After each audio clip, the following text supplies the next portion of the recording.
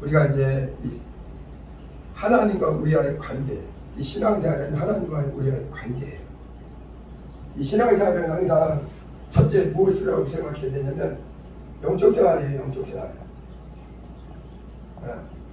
신앙생활이 영적생활입니다. 우리는 이제 교회 와서 이제 신앙생활을 하게 되는데 저와 여러분들은 오늘 예배에 오셨잖아요. 그리고 우리는 이걸 신앙생활을 해요. 근데 신앙생활 하는 사람들 중에도 여전히 이게 신앙생활이 뭔지를 모르고 하는 사람이 있어요. 그 사람들은 종교생활 하는 사람들이에요. 교회만 그냥 열심히 다녀. 그냥 학교 다니듯이 그냥 책가방 들고 도시락 가방 들고 학교 다니듯이 교회만 왔다리 갔다리 예배 시간 되면 오고 그러면 안 돼요. 우리는 내가 하고 있는 그 신앙생활의 이유와 목적을 분명히 알아야 됩니다. 우리 신앙생활은요 목적이 있어요. 우리에게는 영생이 있습니다. 우리 신앙의 믿음의 결국은 베드로전서 1장 9절에 영혼의 구원이다. 우리 신앙생활은요 영생이 있다는 거. 그래서 우리 신앙생활은 맹목적으로 하는 게 아닙니다. 우리가 그 씨를 뿌릴 때 나지 않을 걸 괜히 뿌리진 않죠. 허수고하지 않잖아요.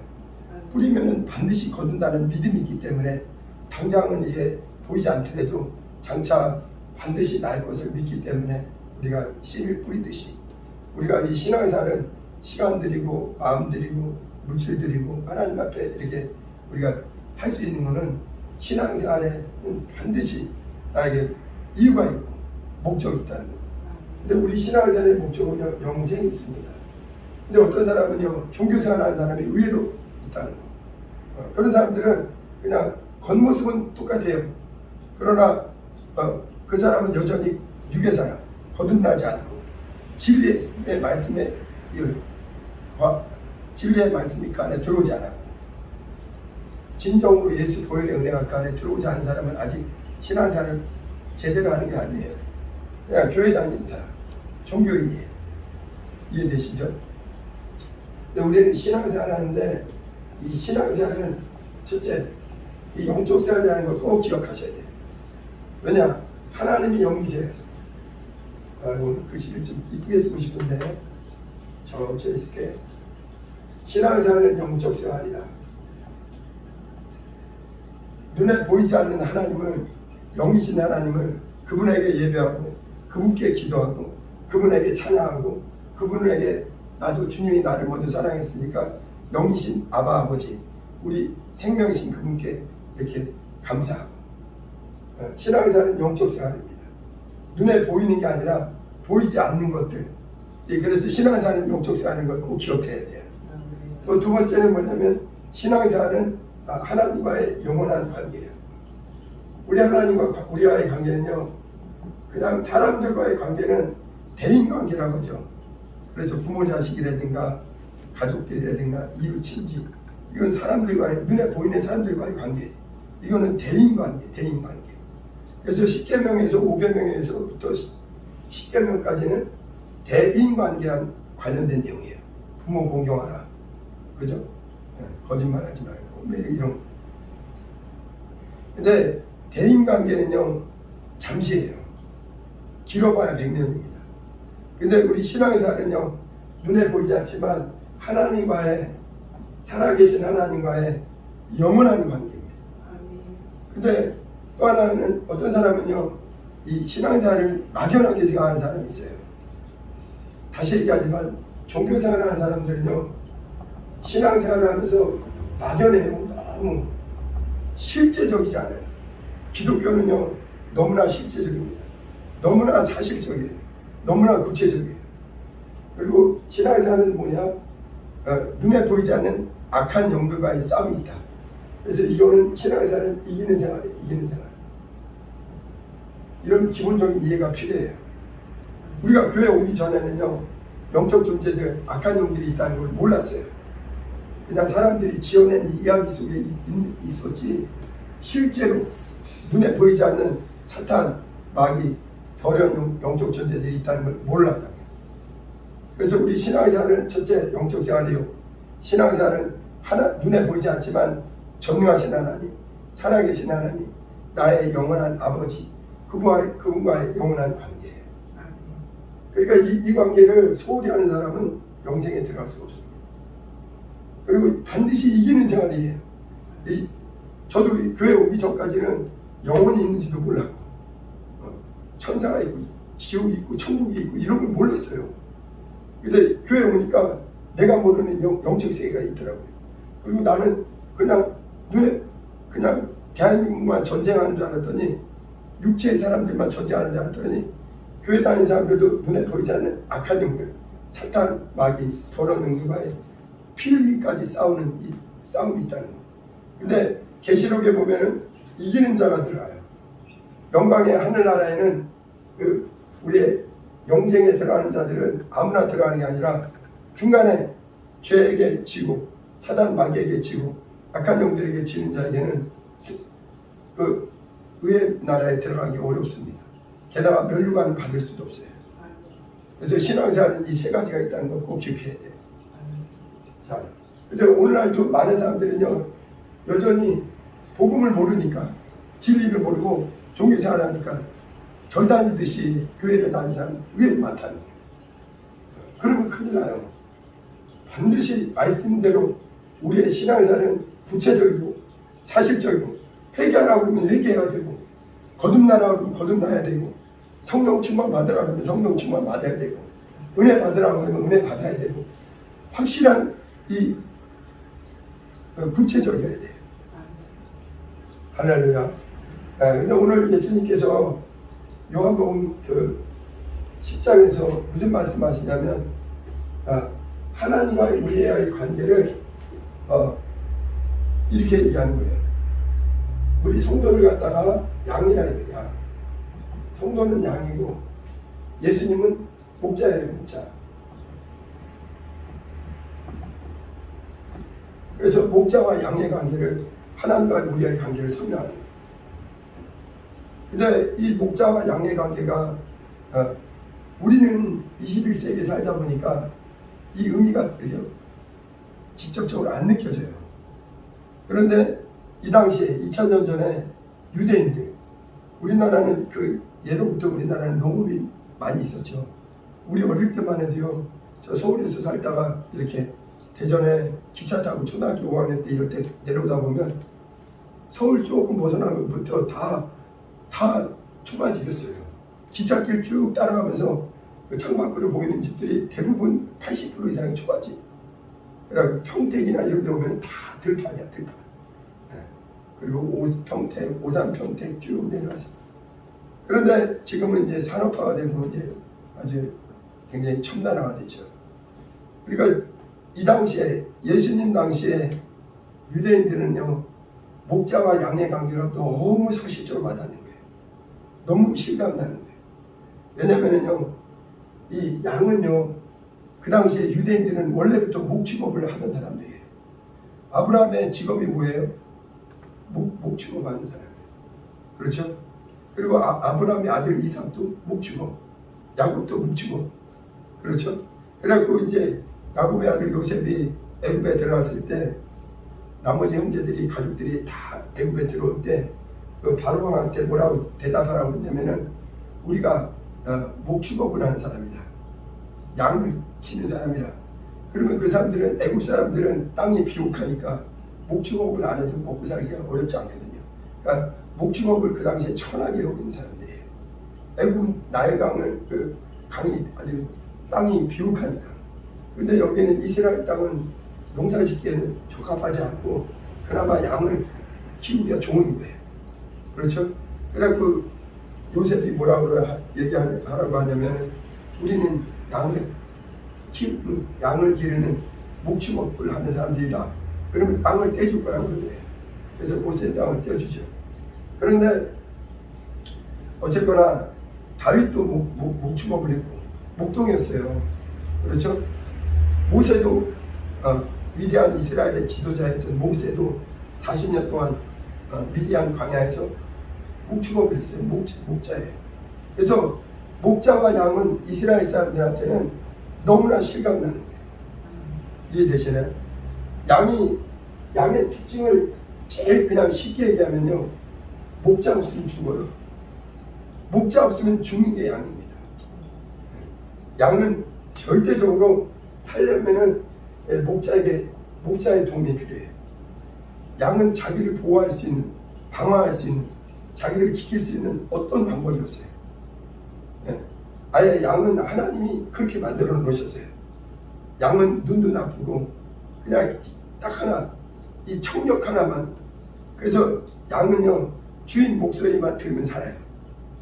그리고 목자가, 선한 목자가 있으면 양은 항상 좋은 초장에서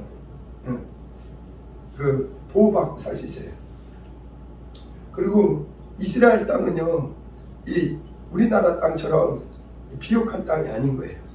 그래서 양이 먹이를 찾으려면은 목자가 이끌어 가야 돼요. 양은 스스로 그걸 찾아갈, 양은요, 미련해요. 어떤 지적인 능력도 떨어집니다. 그래서 어떤 먹이를 제대로 찾을 줄도 몰라요. 그러니까 반드시 목자가 풀밭으로 끌고 가야 되고, 목마를 때는 물가로 인도해 줘야 되고, 목자가 없으면 안 되는 게 양입니다. 그런데 주님께서 저와 여러분들, 성도들과 우리 주님과의 관계가 목자와 양의 관계가 똑같다는 거. 이것은요, 요한복음에 어떤 사람은 이거 비유 같은데 영적으로 보면 비유가 아니라 실상입니다. 우리 신앙생활은요, 절대 이론이 아니에요. 이게 실제라는 거. 하나님과 나와의 관계 속에서 예수님은 목자요, 나는 그분의 양이라는 걸, 이걸 이해를 하셔야 돼요. 네. 시편 100편 3절에 뭐냐면, 우리는 그의 기르시는 양이요, 우리는 그의 백성이다. 하나님께는 인간은 그분의 기르시는 백성, 특히 이스라엘 사람들은 하나님이 그분의 백성으로, 그분의 기르시는 양으로 불러내셨어요. 그리고 그들에게는 목자와 양의 관계가 너무 실감나요. 그래서 가장 시편에서도 하나님과의 인간의 관계를 제일 잘 다룬 시편이 23편이에요. 그것을 누가 썼느냐? 다윗 왕이 썼습니다. 다윗 왕은 우리가 잘 알듯이 왕이 되기 전에 어린 시절에 목동이었어요. 목동. 그래서 들판에서 양을 지키는데, 그 이스라엘 들판에는요, 사자나 곰이나 일이나 양을 해치는 악한 많은 짐승들이 사는 거예요. 그러니까 절대 양은 스스로 지키지를 못합니다. 곰이나 사자나 이런 걸 당해내지 못해요. 그러니까 목자는 막대기와 지팡이를 들고, 그래서 시편 23편에 그렇게 얘기하잖아요. 여호와는 나의 목자시니. 이게 시편에서 가장 복된 하나님에 대한 고백이에요. 하나님은 누구시냐? 나의 목자시다. 그분은 나를 푸른 초장과 쉴만한 물가로 인도하시는도다. 내가 사망의 음침한 골짜기를 다닐지라도 해를 두려워하지 말 것은, 곰이나 사자나 이렇게 해치는 짐승들이 많다 할지라도 나의 목자가 나를 지키신다 이거예요. 이것은요, 다윗이 자기가 목자의 일을 하면서 양을 지킬 때 그렇게 지켰거든요. 사자나 이런 것들이 오면은 곰이 막 양을 잡을 때 입을 찢어서 사자의 입에서, 곰의 입에서 양을 지켜내고, 그러니까 우리 물맷돌도 그렇게 잘 던질 수 있었던 게, 그게 멀리 있는 그 짐승을 갖다가 옛날에 우리 어릴 때는 새총이 있었죠. 비슷한 원리예요. 이걸 휘휘 돌려갖고 한쪽을 딱 끈을 풀어주면은 돌이 샥 날아가고 먼 거리에 있는 그 동물 맞출 수 있는 거예요. 그래서 자기 양을 지키고, 가까운 데 있는 거는 지팡이와 막대기를 이렇게 일이나 이런 것들 덤비면 쫓아내요. 그래서 양은요, 절대적으로 목자가 없으면 죽어요. 근데 예수님께서 저와 여러분, 성도와 우리 예수님과의 관계가 목자와 양의 관계와 같다는 거예요. 여기 시편 요한복음 10장 1절을 한번 보세요. 요한복음 10장 1절에 내가 진실로 너에게 이르노니 문을 통하여 양의 우리에 들어가지 아니하고 다른 데 넘어가는 자는 절도며 강도요 문으로 들어가는 이는 양의 목자라 그랬어요. 예수님이 이 비유를 할 당시에 유대인들은 우리는 이 목자와 양의 관계를 잘 모르잖아요. 대한민국 사람들은 농업을 기반으로 해도 나라고 지금은 이제 완전히 산업화되니까 아예 목축업을 하는 분들 외에는 잘 모른다고요. 그러나 이때 유대인들은 너무 실감나게 하는 거예요. 그 당시에 예수님이 이 말씀할 당시에 양의 무리가 어떻게 생기냐면은 벌판에 돌로 제주도에 가면은 돌 무더기로 막 담벼 해놓은 거 있잖아요. 비슷하다고 보시면 돼요. 돌로 이렇게 막 층층이 쌓아갖고 이 사방을 이렇게 우리를 만들어서. 근데 여기 한쪽이 문이 이렇게 열려 있는 거예요. 그리고 나머지는 이렇게 짐승들이 들어오지 못하도록 양만 요 안에 가득하게 넣고, 그 다음에 목자가 뭐 하냐면은 거기서 목자가 지키는 거예요. 네.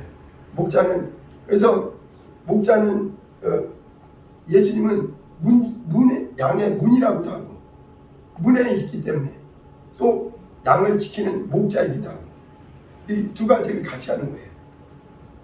그래서 그래서 강도나 절도는 이걸 넘어 들어오는 자들은 강도죠. 문으로 들어오는 자는 목자밖에 없어요. 그렇죠? 중요한 게 있습니다. 양의 문은 딱 하는 군데입니다. 여러분, 우리 예수님이 내가 양의 문이라고 했습니다. 예수 그리스도라는 문 외에 영생으로 들어가는, 영광의 하늘에 들어가는 생명으로 인도하는 문은 없어요. 여러분, 아까 제가 얘기하다 말았는데 신앙생활은 하나님과 나와의 관계입니다. 근데 하나님은 어떤 분이시냐? 우리 하나님은 생명의 생명, 생명의 근원, 생명의 하나님이세요. 그리고 우리는 무엇이냐? 인생들은요, 생명에서 떨어져 있어요. 인간들은, 저와 여러분들은 죄와 사망 가운데, 우리는 모든 사람들이 아담 이후에 죄와 사망 가운데 출생해서 히브리서 2장 14절에 잘 나오죠. 자녀들은 혈육에 속하였음에 그도 또한 한 모양으로 예수님이 혈육에 속하심은 사망으로 말미암아 사망의 세력을 잡은 자 곧 마귀의 일을 없이 하시고 죽기까지 일생에 매어 종로를 타는 모든 자들을 놓아주려 하십니다. 여러분, 많은 사람들은요, 자기 육체가 건강하니까, 자기 목숨이 건강하니까 나에게는 생명이 있다고 생각해요.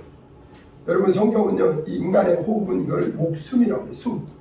그래서 우리가 사람이 죽으면 숨졌다고 그러잖아요. 숨이 끊어졌다고 그러잖아요. 목숨이 끊어졌다고 그러잖아요. 이 육체의 생명은 목숨이라고 해요. 근데 하나님의 생명은 이걸, 죄송합니다, 헬라어로 조에라고 해요. 조에. 이거는 육체 생명하고 다른 거예요. 영원한 생명. 그래서 하나님은 생명이자 영생이에요. 그래서 인간은요, 이 목숨이 이렇게 길어봐야 100년, 길어봐야 100년이에요. 요즘 뭐 100세 시대라고 사람들 대단히 뭐 이렇게 건강 시대라고 그러는데 80 넘으면요, 관절이 다 약해져요. 70부터 약해져요, 사실. 더 빠른 사람은 60부터도 약합니다. 그거는 있잖아요, 육체의 이 생명력이 줄어드는 거예요. 여러분 보세요. 하나님이 모든 걸 만드셨거든요. 생명이신 하나님이 모든 걸 만드셨어요. 근데 있잖아요, 하나님이 만드신 우리가 흔히 말하는 생명, 여기는 안 보이겠다. 이쪽으로 보면 안 보일 것 같아요. 여러분, 하나님이 모든 것을, 보이는 것과 보이지 않는 걸 만드셨어요. 그렇죠? 근데 지구 안에 있는 하나님은 모든 것의 생명이신데, 생명이요 영생이신데 영존하시는 아버지세요. 근데 그분이 모든 걸 만드셨는데 눈에 보이는 그 생명체가 크게 우리가 눈으로 확인할 수 있는 게 첫째, 식물이 있어요. 그렇죠? 네. 식물이 있는데 이 식물도요, 생명이 그 안에, 그 안에 말하자면 생명이 있습니다. 이거는 조회가 아니고 생명이 있어요. 근데 이 식물들도요, 살려는 본능이 대단합니다. 하나님은요, 생명이기 때문에요, 생명에 대한 사모함이 대단해요. 이 식물들도 있잖아요. 여기 앞에 있는 화분들도요, 위로는 이파리가 하늘을 향하고 아래는 뿌리가요, 물을 향해서 왜냐면은 물을 찾아서 뿌리는 계속 내려갑니다. 왜냐면 살려. 말 못하는 식물도요 생명에 대한 의지가 굉장합니다. 그래서 뿌리는요 어떤 이파리는요 그 뿌리가요 어떤 나무는요 수백 킬로 너무 길다는 거예요. 그 뿌리가 얼마나 긴지 몰라요. 아주 그냥 수 킬로를 내려갈 정도로 이 생명에 대한 의지가 강합니다. 어떤 식물들은요 이파리가요 하늘을 향해서 얼마나 이렇게 올라오는지 왜 살기 위해서 하늘의 햇빛을 통해서 광합성을 통하고 그 식물에 필요한 생명을 얻게 됩니다. 그래서 여름이면은 햇빛이 강하기 때문에 식물들이 왕성한 거예요. 생명력이 왕성한 겁니다. 그리고 비가 오고 나면 많이 나무는 뿌리를 향해서 막 뿌리로 막 물을 빨아들이라고. 그래서 아주 그냥 생명력이 왕성한 거예요. 식물도. 동물도 보세요. 동물도 있잖아요. 누가 가르쳐줬느냐? 하나님이 가르쳐준 거예요. 생명의 하나님이 동물에게도 생명에 대한 본능이 굉장합니다. 그래서 있잖아요. 벌레들도요. 작은 말벌레들도요. 자기 살려고 얼마나 몸부림치는지 몰라요. 파리, 모기, 하다못해 이런 것들도요. 아침부터 저녁까지 먹을 것을 찾아서 살아보려고 자기도 새끼를 낳으려고 이 생명에 대한 의지가 대단합니다. 어떻게든지 동물들도 잡아보려고 그래요. 벌레 같은 것도 잡으려고 그러더니 싹 피어 살려고. 이 생명에 대한 의지가 본능이 굉장한 거예요. 그렇죠? 하물며 하나님이 지은 생명체 중에 이 식물이나 동물 수준이 아니라 인간은 생명이신 하나님에게서 왔기 때문에 생명에 대한 의지가 강해요. 그래서 인간은 남다르게 이 생명에 대한 의지가 강합니다. 근데 사람들 있잖아요. 병들게 되면 생명력이 떨어지게 되면 그게 병든다는 거는요 생명력이 떨어지는 거예요. 영혼의 병은 뭐냐면 영혼이 죄의 병이 들어오잖아요. 그러면 생명이 떨어지고 사망이 들어옵니다. 사망. 모든 사람은요 이제 그 영혼에 죄가 들어와 있어서 사망이 들어와 있어요. 육체는 건강해요. 육체는 아무리 이 땅에서 건강하고 아주 20대 청년들 얼마나 건강해요. 그렇죠? 예전에 저도요 굉장히 건강했던 것 같아요. 지금도 건강한 편이죠 나이에 비해서. 근데 제가 예전에 오래 달리기 교내 마라톤에서 제가 4등을 했어요. 그리고 트로피를 타고 기분이 너무 좋은 거야. 다리가 사실 마라톤 하면 지쳐요. 휘청휘청하는데도 기분이 좋으니까 또 끝나고 애들 농구하더라고. 그래서 일부러 가서 또 농구 한 게임 또 뛰었어요. 그때만 해도 피가 왕성한 거예요. 생명력이 왕성한 거예요. 육체의 생명력. 이해되시죠?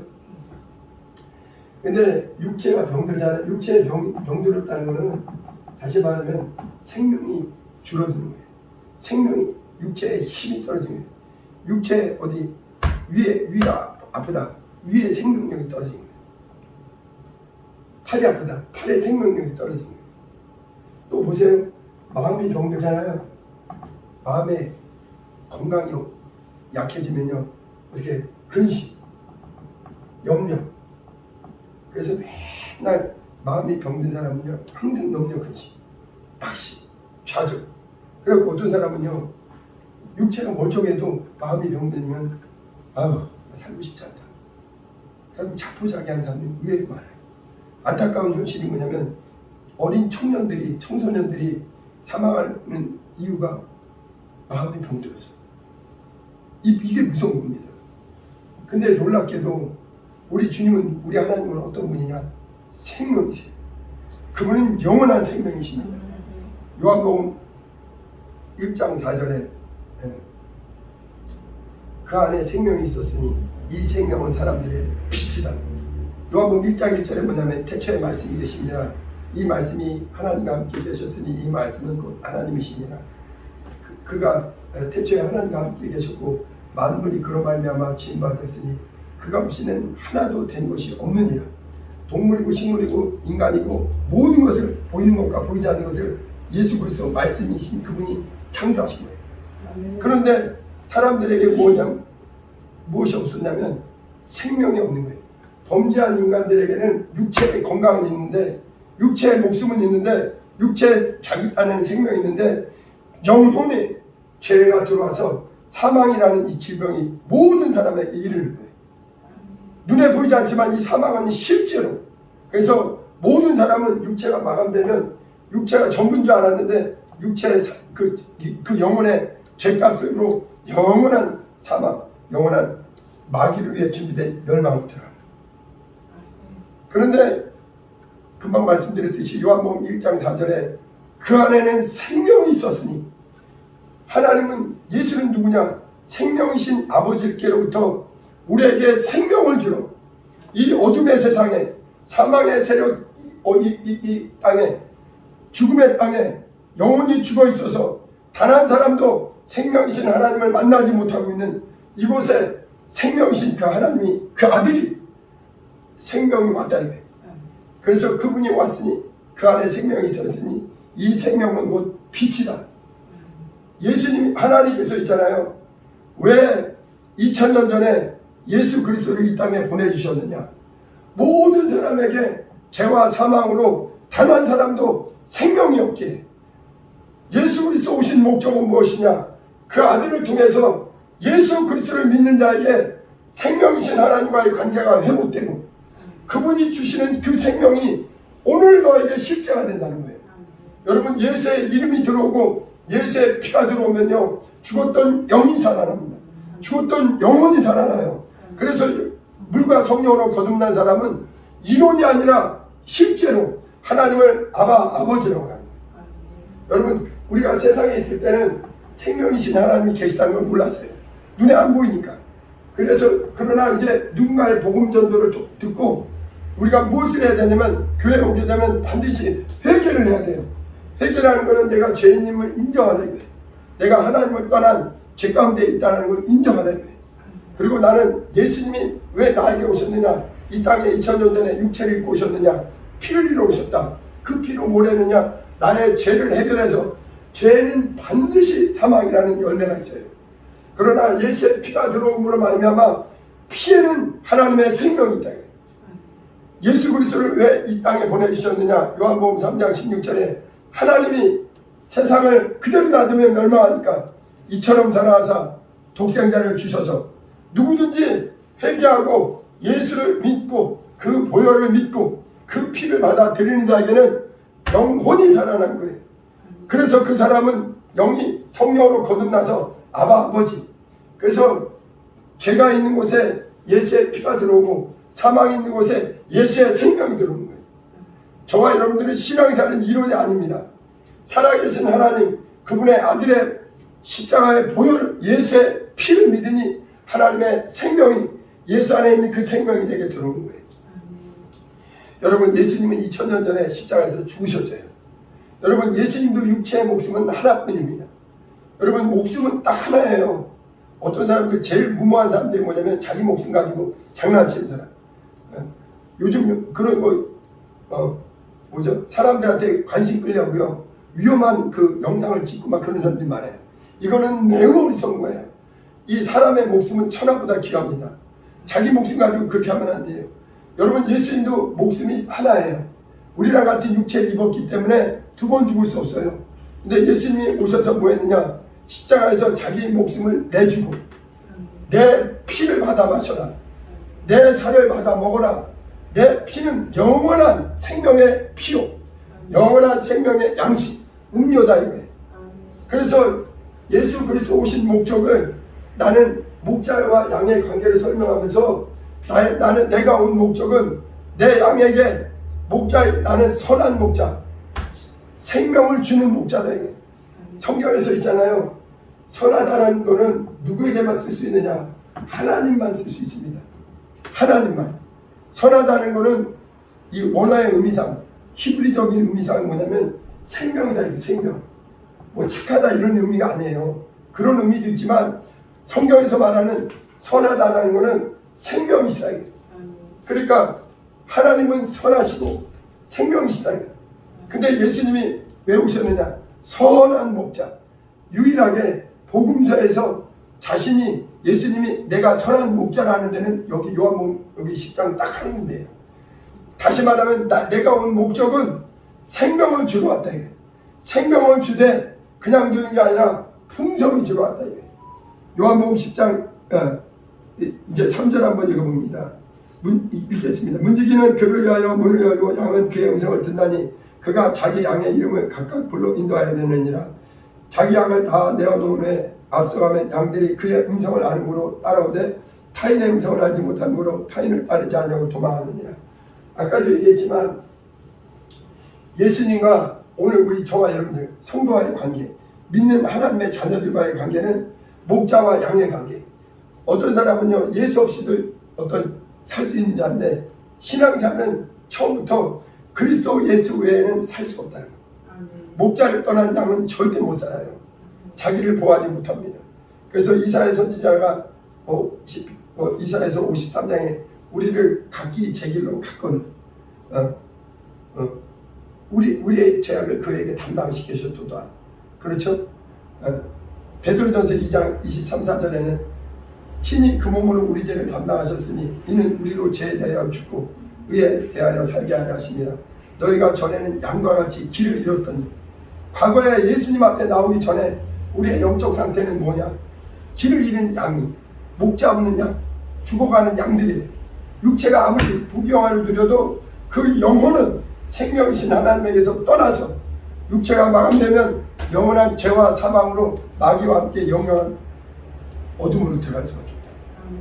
예수 그리스도 오신 거는 뭐냐면, 근데 보세요. 이 양의 특징은 뭐냐면요. 그 당시에 이렇게 문이 여기 한 군데 있거든요. 문이 두 군데 있지 않아요. 유일한 문입니다. 그래서 예수님이 내가 아버지께로 나가는 유일한 길이다. 이게 맞는 거예요. 아버지께로 나가는 유일한 문이요. 유일한 길이요. 생명으로 나가는, 생명이신 아버지께 나가는 거는 예수 그리스도. 그래서 예수님이 요한복음 14장 6절에 얘기하잖아요. 내가 곧 길이요 진리요 생명이니 나로 말미암 자 그는 생명이신 하나님께 나갈 자 없다. 여기서 있잖아요. 문을 이제 문지기가 있어요. 문지기가 문을 열어주면 양들이 목자가 불러냅니다.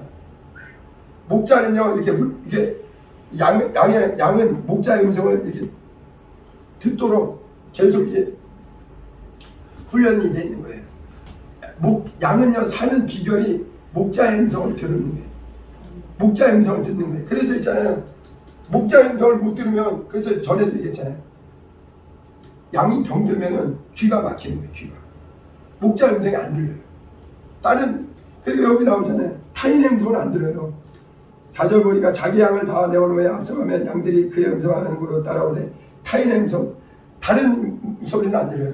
오직 우리 인류의 구원자, 인류의 목자 되시는 분은 예수 그리스도 한 분이에요. 그래서 타인의 음성은 알지 못하는 걸로 타인을 따르지 않냐고 도리어 도망하느니라. 예수께서 이 비유로 그들에게 말씀하셨으나 그들은 그가 하신 말씀이 무엇인지 알지 못합니다. 그래서 신앙생활은요, 저와 여러분들이 영적으로 그 살아계신 하나님 예수 그리스도의 목소리, 이 하나님의 말씀을 듣고 이 말씀대로 행하는 거예요. 회개하라고 하면 회개하고, 내 피를 받아 마시라 하면 마시고, 그 다음에 물과 성령을 거듭나라 하면 거듭나고, 성령을 모셔라 하면 성령을 모시고, 성령으로 은사를 받으라면 은사를 받아야 돼요. 침례를 받으라면 침례를 받고, 침례 받았다는 것은 나는 이제 당신의 떠나지 않고 당신과 하나 되었습니다. 나는 영원히 당신의 양입니다. 당신과 나는 영원히 분리되지 않습니다. 이게 침례 받는 거예요. 그러니까 그분의 목소리를 따라서 하는 겁니다. 근데 여기 7절 보세요. 그러므로 예수께서 다시 이르시되 내가 진실로 진실로 너에게 말하노니 나는 양의 문이다. 문이라는 말이 예수님이 자신이 여기를 지키는 목자요. 또 여기 그 당시에는 들판에서 어떻게 보면 임시로 돌담을 쌓아놓은 거기 때문에 문이 곧 문이자 목자인 거예요. 두 가지 역할을 다 하는 거예요.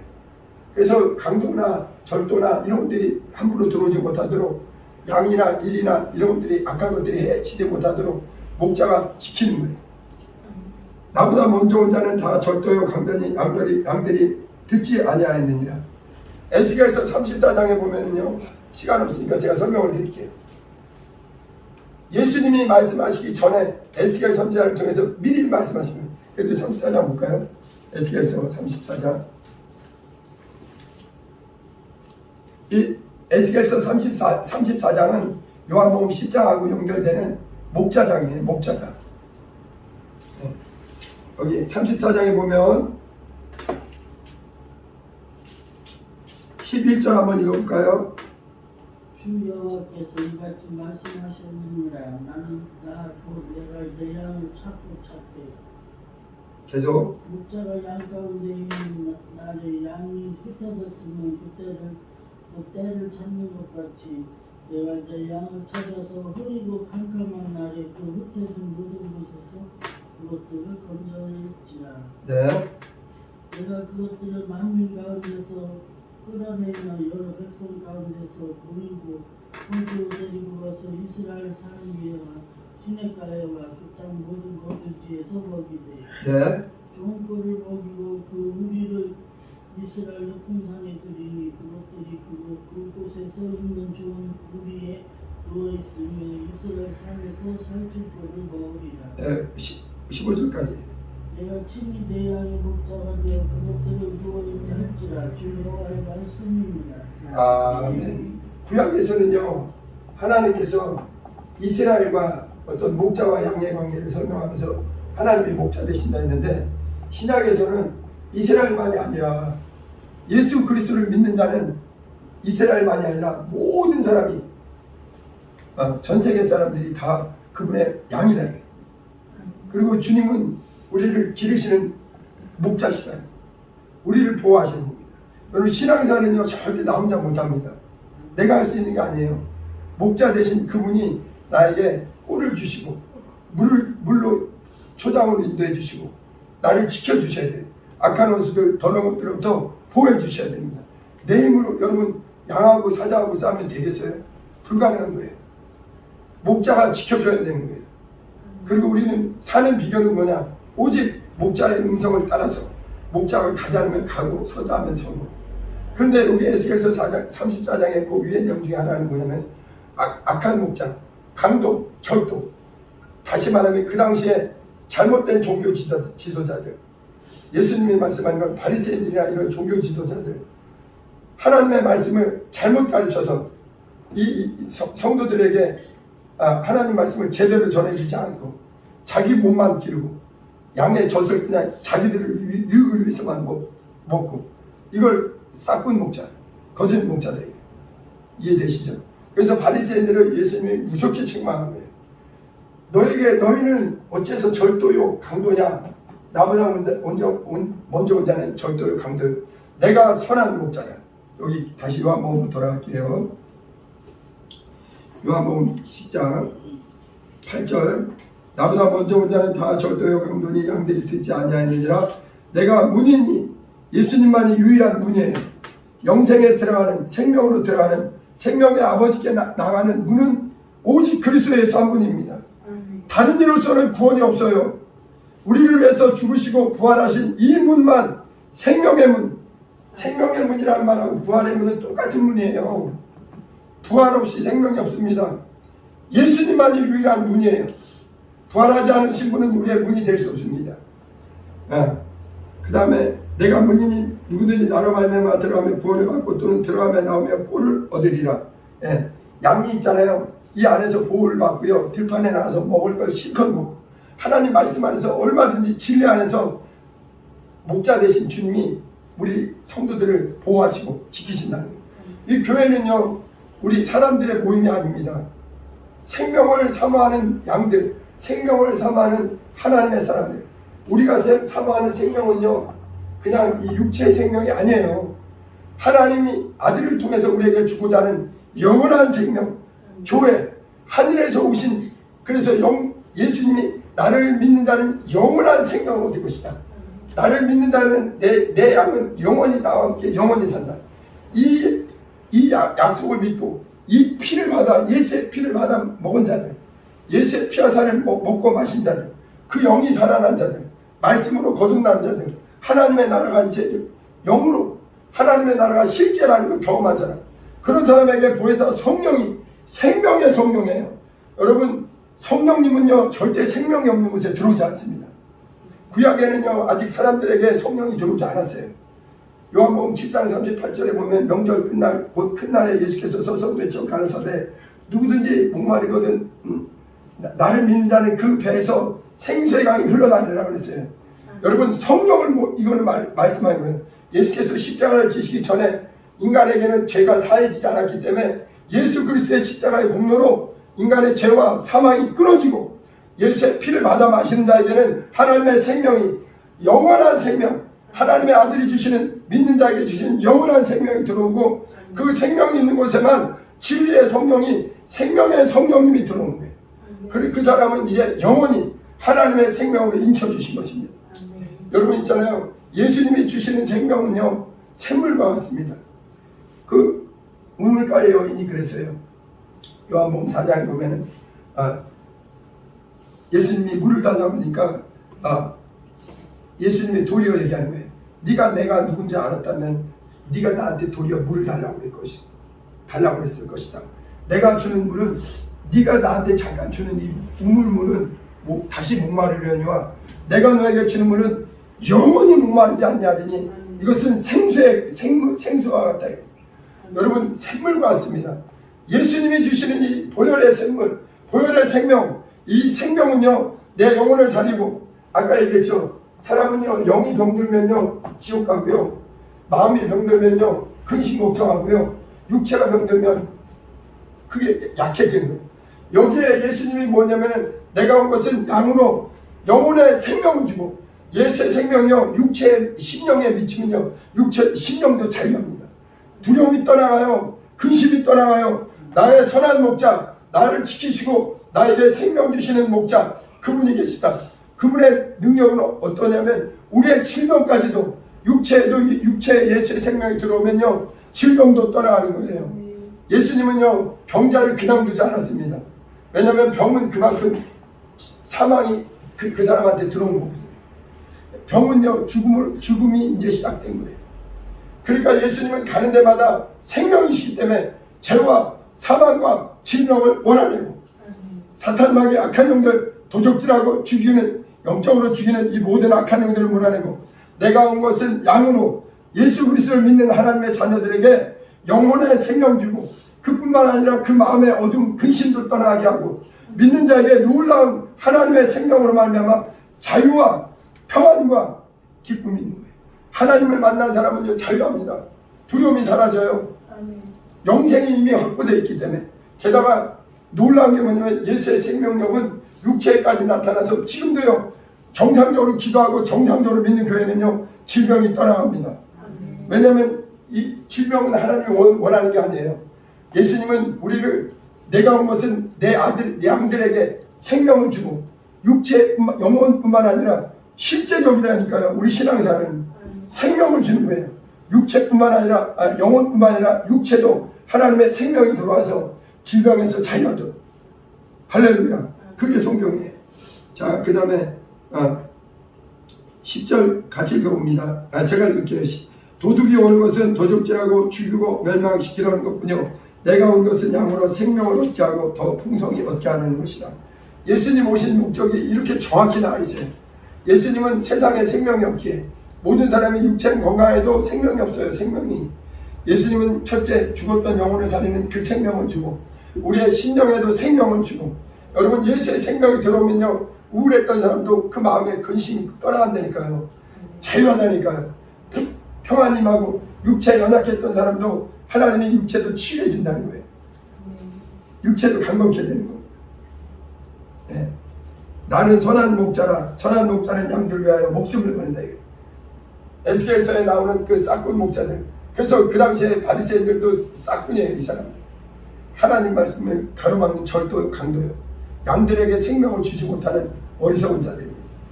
교회는 예수 그리스도가 나의 생명을 주시되 풍성하게 주시는 분이구나. 이거를 알고 나에게 생명 되신 분은 예수밖에 없다.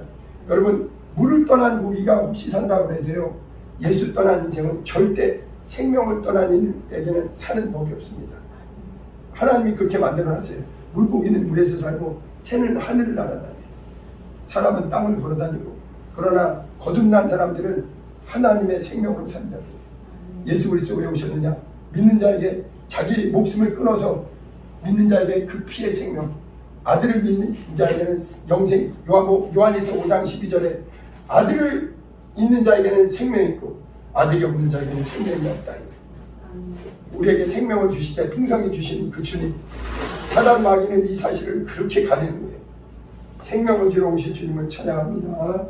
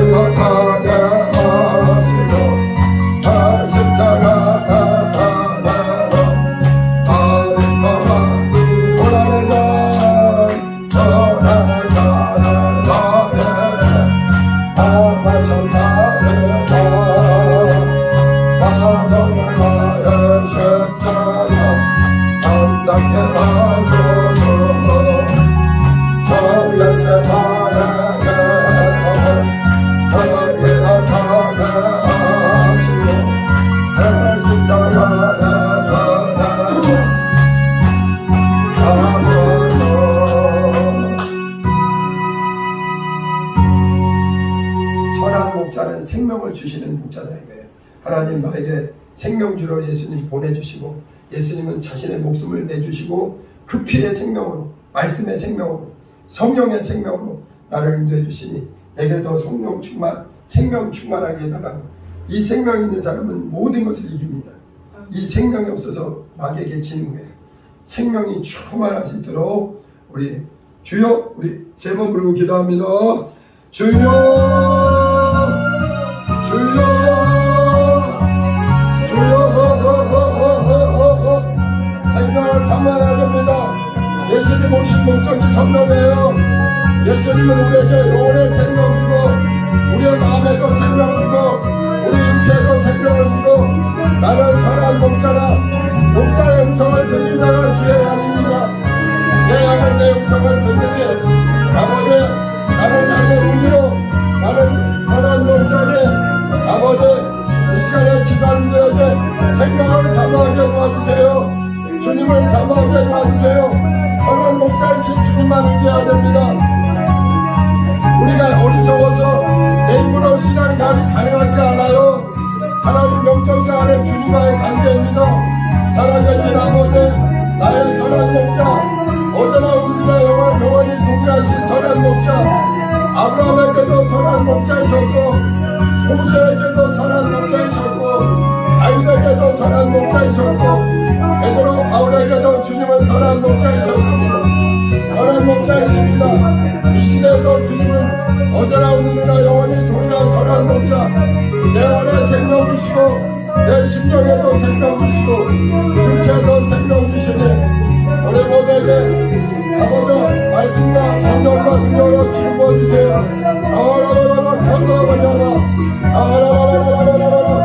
주여, 주여, 성령으로 아버지 성령 충만한 사람에게 생명을 부어주십니다. 말씀 충만한 사람에게 생명을 부어주십니다. 예수의 피가 충만한 사람에게 성령으로 생명이 넘치는 사람 넘치 승리합니다. 예수 그리스도는 살아계셔서 지금도 나의 목자시되 영원히 나의 목자시되 어디로 이끄시는 생명의 주님, 능력의 주님, 아버지 나에게 영생 주시는 주님만 따라가게 도와주세요. 주님의 말씀은 영생의 말씀이요 주의 장로 보혈은 영생의 보혈이요 아버지 주의 성령은 영생 주시는 성령이십니다. 주님의 성령에 우리 모두가 목자이신 주님만 의지하고 말씀에 순종하고 성령으로 충만해서 주님의 목소리가 잘 들리게 도와주세요. 성령 충만, 믿음 충만, 주님을 따라갈 때 영육간에 강건합니다. 아버지 목자와 함께 있는 양이 건강하듯이 신앙달 말씀대로 주님만 따라가게 도와주세요. 생명의 주님만 목자 되신 주님만 따라가게 도와주시옵소서. 모든 것을 의지하고 예수님 이름으로 기도합니다. 할렐루야. 주님 감사합니다. 우리가 성경을 진리를 분명히 깨닫게 도와주세요. 하나님과의 실제적인 신앙생활, 우리의 선한 목자이신 나를 위해 생명주로 오신 예수 그리스도의 피의 생명이 내 영혼과 내 심령과 내 육체에 충만하게 하소서. 주님이 기르시는 거룩한 양, 주님만 따라가는 양들 되게 도와 주시옵소서. 이제는 우리 주 예수 그리스도의 은혜와 아버지 하나님의 극진하신 사랑과 성령님의 감동 인도하심이 선한 목자, 참으로 목자 되신 주님만을 사모하고 생명을 사모하며 따라가기로 결심하는 우리 모두 위에 이제부터 영원토록 함께 있을지어다. 아멘. 진실로 주님만 따라가게 하소서. 말씀만 따라가게